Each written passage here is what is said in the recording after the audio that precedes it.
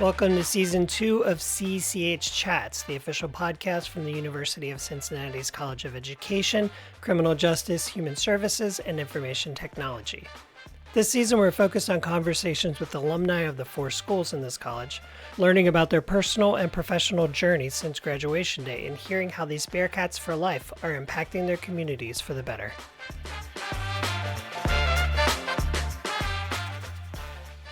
Hi, I'm Rodney Wilson, Content Specialist at CCH. Today, we welcome Ashley Bauman Payne to the podcast. The child of a police lieutenant, Ashley grew up going on ride-alongs with her dad, learning about the work he did out on the beat. When she became the first in her family to attend college, enrolling in her home state's Indiana University, she gravitated toward criminal justice in order to learn more about the academics behind a familiar field she found fascinating. Encouraged to attend grad school by a professor who told her the University of Cincinnati was, quote, the best, Ashley earned her Master of Science in Criminal Justice and went on to pursue a doctorate focused on correctional rehabilitation, which she ultimately decided to forgo after 4 years of study. Hired on to work as a research associate with UC's Corrections Institute, she earned an MBA to better understand the internal structure of criminal justice organizations. Ashley fell in love with consulting during grad school and in 2012 launched Bauman Consulting Group, a criminal justice consulting firm serving law enforcement, courts, corrections, and related public and social sector agencies. In this episode, she discusses her passion for criminal justice consulting, dedicating herself to a life of research, some of her standout memories from UC, as well as her experience as an adjunct professor at UC's Blue Ash campus. She also offers up some important advice for students exploring potential career paths. So, Ashley, tell me about yourself. Are you from Cincinnati originally? I'm not. I'm originally from Indiana, Okay. so about an hour and a half from here, so not terribly far away. All right. You've built a varied and challenging career in criminal justice, but how did you originally become interested in this topic? Um, Growing up, my dad was a police lieutenant, and that was something that um, always fascinated me, and it was a big part of my life. He was both my parents are super involved in my life, so I was always kind of very aware of what he did. And when I was a teenager, I loved going on ride-alongs with him and just kind of seeing what he did, and always thought it was really interesting work. And so, yeah, it's just kind of always been something that fascinated me. So when I went to school, that kind of is where I gravitated, was kind of learning more about the academic side of what it was that he did. Okay. And you went to undergrad school in Indiana, but then you came to the University of Cincinnati for your graduate work. What drew Mhm. you to the University of Cincinnati to do your master's degree? Sure. Well, I think it was my senior year, beginning of my senior year of undergrad. I had a professor who was just finishing his PhD at UC. Hmm. And so he was ABD and actually got his doctorate during the semester that he was teaching me. And I went in and talked with him several times, trying to figure out what my next step was going to be when I graduated. And didn't really have a plan for exactly what I wanted to do career wise, and wasn't particularly passionate necessarily about any of the jobs in criminal justice. I just knew that as a whole, the field fascinated me. Hmm. And I was very fortunate that Dr. Brown said, well, it doesn't matter because you're going to go to grad school. And I'm one of the first in my family to ever go to college, and I didn't know what grad school was. And I was really fortunate that he walked me through all of it and said, "Oh, you're going to University of Cincinnati Hmm. because they're the best, and so that's where we're going to send you." And he helped me apply and wrote my letters of recommendation and got me to go to UC. During your time at UC, were there any faculty members or academic opportunities that stand out as particularly inspiring or formative for where you are now? Absolutely. I had the opportunity to work with several faculty in the criminal justice department who really helped set up the career that I have today. I did a lot of work with Pat Van Boris and Ed Latessa, And I just, they really set up a great example of how working in the field as a consultant works, and mentored me and gave me a lot of opportunities to do that as a graduate student.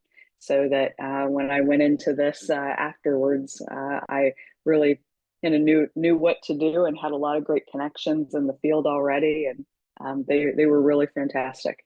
Initially, you had plans to pursue a PhD, is that correct? That is correct. When I finished the master's program, I'd applied for the PhD, and I enrolled in it, and I spent probably by the end of my first semester, kind of knew it wasn't for me. But I Mhm. ended up knowing I didn't want to be a professor, and it wasn't quite what I wanted to do. But I also didn't know what I wanted to do, Mhm. and so I took a long time to figure it out. But I spent about 4 years. I just stayed in the PhD program and kept taking classes and working with faculty, and ended up at that fourth year leaving the program. But at that time, UC hired me full time to do some work with the Corrections Institute. And so I did some work with them and actually went over to the business school and got my MBA at that time. So kind of was a long way to get there, but all of those different classes and opportunities, really built to give me a great foundation to be able to do what I do. With these experiences, would you say that they've led you into consulting? Oh yeah, absolutely. All the time that I was in the PhD program, I got to work in consulting alongside some of the faculty at UC.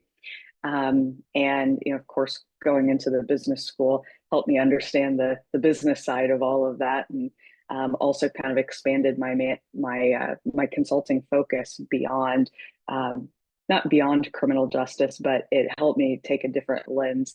So my primary focus has been on correctional rehabilitation. And with adding in the business side of things, I also got into criminal justice management and leadership.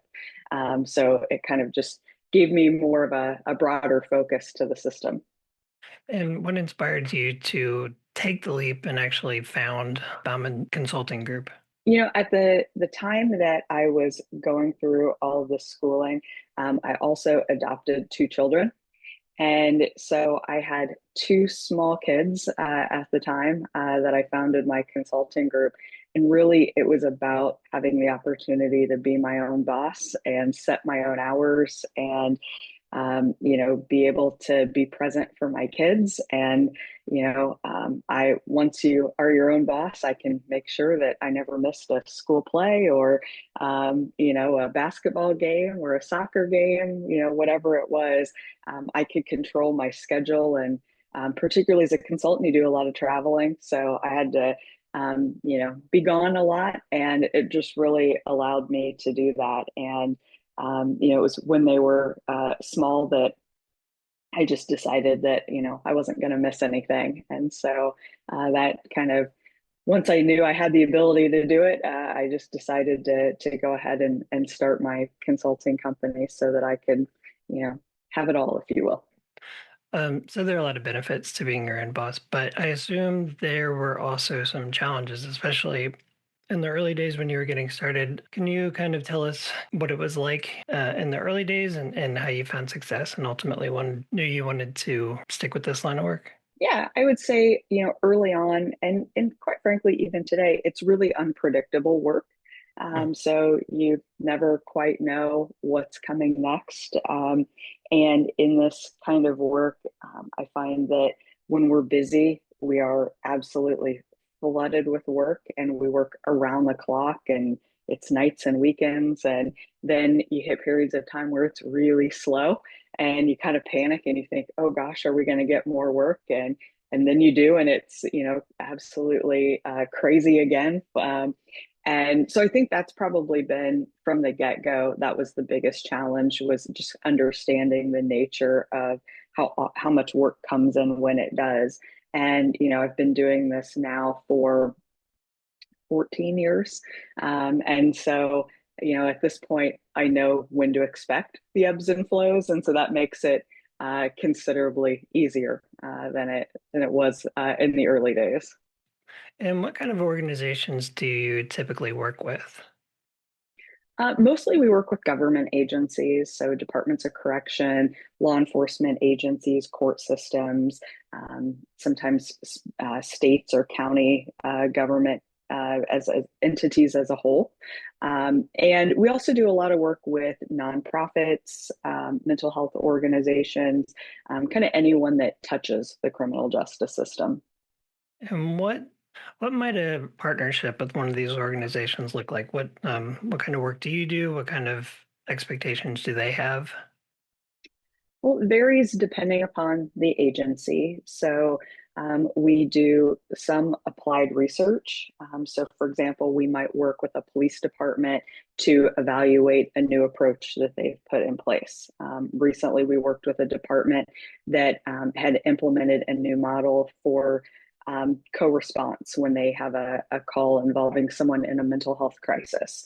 And we did an evaluation for them to determine if they were getting positive outcomes as a result of that. We do staffing analyses for police departments and jails and prisons to determine if they've got enough people and in the right positions to do the work that they need to do. We're working with a county government agency right now to do their strategic plan and help them to implement that strategic plan over several years. So sometimes it's really high level things like that. Sometimes we go into agencies and we do staff training. So we do a lot of work with probation agencies and prisons and police departments, court systems, just on, you know, how do we integrate research practices into what we're doing or what we've learned from research or best practices. So we do a lot of training with agencies. We do continuous quality improvement work, which I think is some of the really interesting work where, say, for instance, a probation officer might send us a video recording of an appointment that they have with a client. And we go through and kind of give them feedback on what they're doing in those sessions and how to be more effective with helping that individual to change their behavior. So it's really a ton of different things that we do. We call ourselves a full service agency because we kind of do top down from really high level agency policy development down to the individual practices that a staff member does on a daily basis. Okay. And for a student today who finds himself in that similar situation as you found yourself, they came in maybe with an idea of what they wanted to do, and along the way decided this isn't what they want to do. Would you recommend consulting work as a line to look into? Yeah, absolutely. I think I love what I do. I'm really fortunate that I have a job, career that I really love. And I think that if a student thinks that this might be something they're interested in, my advice is to learn everything that you can. I mean, that's really what, when someone hires a consultant, they're looking for them to have information that they don't have. And so, I've never been a police officer or a probation officer, right? I will never tell these folks, this is what it's like to do that job because I've never done it. But what I know is a lot of things that they don't know. I'm steeped in the research, in I can tell them what agencies are doing all over the country. And so I can give them a perspective that they don't have.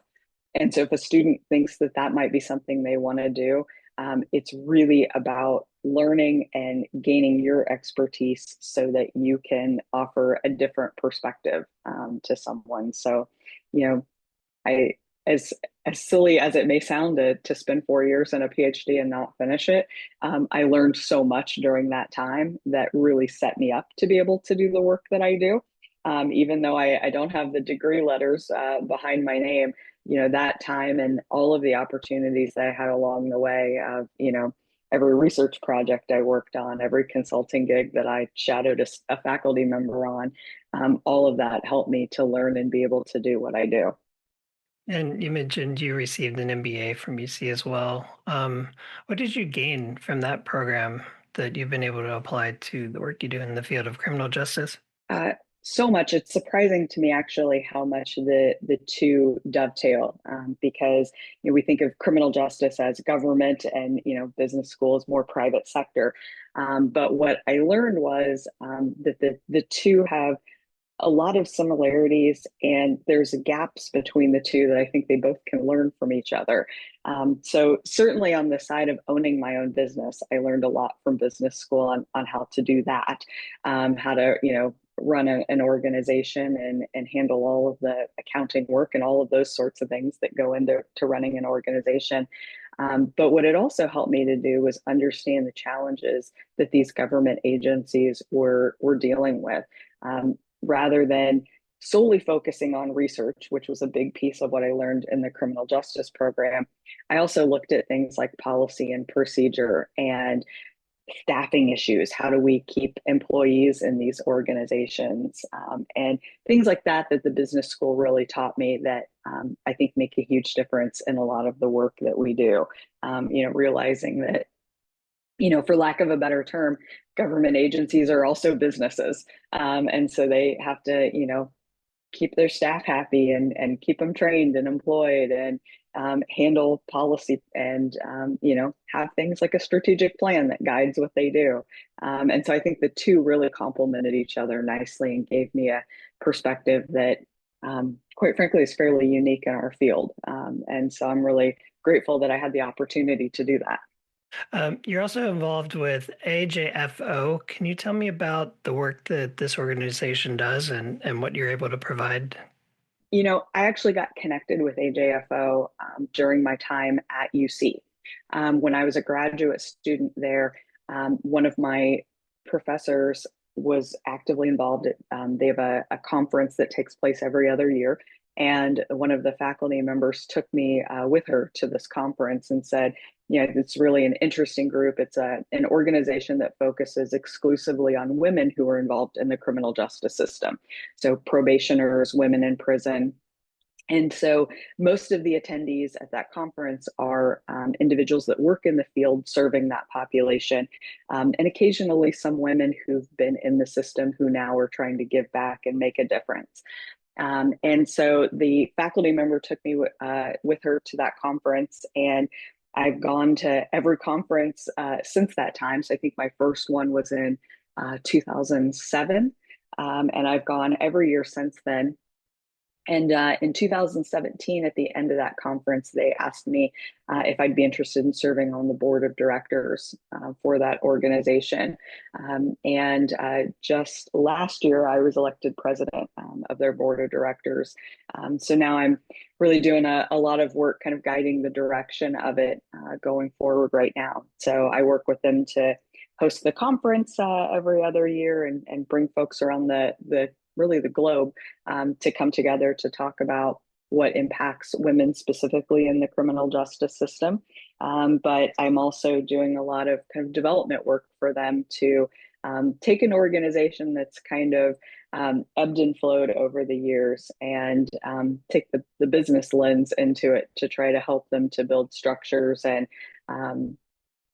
create some sustainability for their organization. And you also teach classes at UC's Blue Ash campus as an adjunct instructor. That is correct. I think for about 8 years now, I've been teaching part time in the behavioral sciences department at UC Blue Ash. They have the first 2 years of the criminal justice program there, and I teach policing in America and introduction to criminology there. And it's really a great opportunity. I used to teach on campus and now I teach completely online for them. But it's been really an awesome opportunity. I love to work with students as well because, often those students become the employees at the organizations that I consult with. And so it's, I feel like a great way to be able to give back to the community to help develop great employees that'll be working in the field someday. And you didn't end up working in academia in the way that you'd initially expected, but you get to come and give your experience as an instructor. I think that's very cool. Well, I know you interact with students regularly, but for a criminal justice student today who's finding their way through the program, planning out a career, what advice would you give them based on how deeply embedded you are in the research and your career working in the field? What would you tell them as they chart out their next step? I think I would tell them two things. The first is that the fields become very science based. Everything's based on research and evidence. And so the more that you lean into that, the more successful you're going to be in your career. So if you're interested in learning about what works best, what the research shows, that's going to give you a leg up on someone who comes in applying for the same job and doesn't have that information behind them. Agencies are really focused on evidence-based practices, and so the more you know about that, and the more that you care about that, the more successful I think you're going to be in your field right now. The other thing that I would say, and I think it's the thing that served me the best throughout my career, has been if an opportunity came my way, I took it. And so every opportunity that a faculty member gave me, or a staff member at UC, or an opportunity that came up to do consulting work, it may not have been the most prestigious opportunity, or it may not have paid the best, but I always looked at everything as a learning opportunity, and I still do. There are still consulting gigs that I take that we sometimes break even at or even lose money on, but we do it because we go, we're going to learn something really important from this work, and that's going to help me do other things. And I think that, sometimes they're unattractive positions or unattractive opportunities, but I would recommend taking them and giving it your best effort, because I think ultimately all of that's a learning experience that pays off in the long run. All right. Well, let you get back to your Monday, but thank you so much for taking a little bit of time today. Absolutely. Thank you, Rodney. Bye. Bye.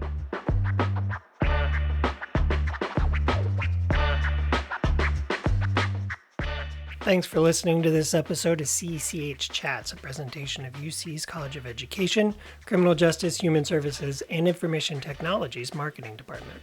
CECH Chats is edited and produced by me, Rodney Wilson. To learn more about the college and its programs, visit us online at cech.uc.edu.